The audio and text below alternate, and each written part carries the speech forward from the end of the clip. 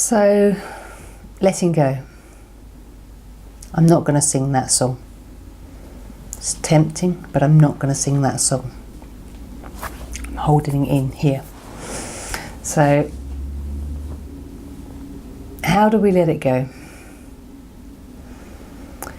You know that favourite pair of jeans that we've had forever that are so worn that they've got the holes in, and you can buy 5 new pairs of jeans and still go back to that old pair with the rips on as often as you can. Well, I guess our life's a bit like that. That sometimes we almost get into that mindset of, as the saying goes, better the devil you know. So we know if we hold on to those thoughts, the things that have happened in the past, that we know we're still going to have that sadness, we're still going to have that anger. And it's about wondering what happens when it's not there. What am I going to feel? Am I going to feel anything?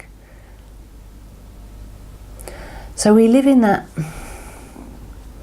feeling of the past. It's a little bit like walking around all day with a rucksack full of stones, each one of them one of those things that we couldn't change. We couldn't make a difference in our own mind. So we just pile them in the back, and it makes us tired. Sometimes make us angry. We go through every emotion possible. So the first thing to do in letting go is actually to clear those stones out, those metaphorical stones. So one of the techniques that I use is almost imagining taking a walk up to a hilltop, a mountain top, to a pond. Imagine in your mind how heavy that rucksack would be on the way up there, all the things that you've been carrying around for months, years. Then imagining taking them out one by one, each of those stones, pouring them out, starting to throw them into that pond, lake, whichever it is. Trying to examine it. How big is it? See how far in your mind you could throw that stone. Make it bounce across the water a few times. Watch it sink. In your mind, how would it feel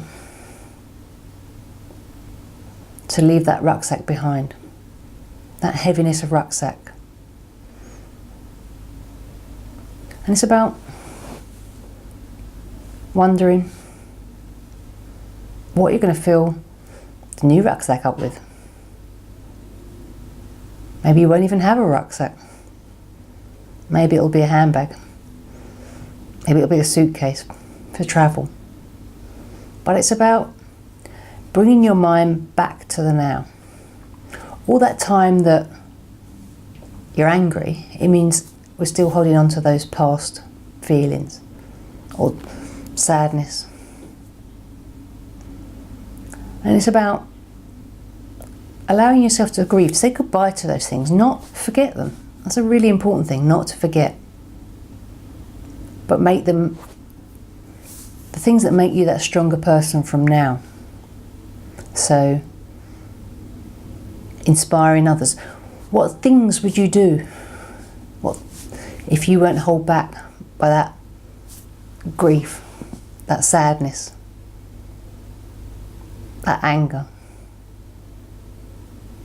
It's about finding that real you again. I sometimes say to people, describe that person back before all this started. Describe them to me. What would they wear?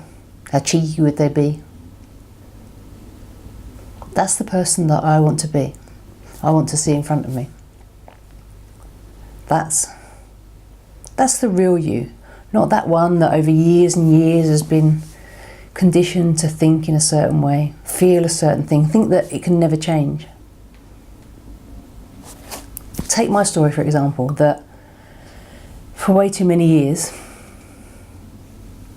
I was bullied, and I was probably not bullied very long by the person I worked with, but for many years after that I bullied myself, told myself I wasn't good enough, that I was never going to be able to do what everybody else could do.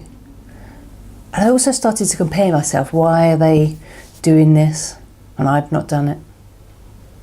But the one thing I've learned is it's my own journey. So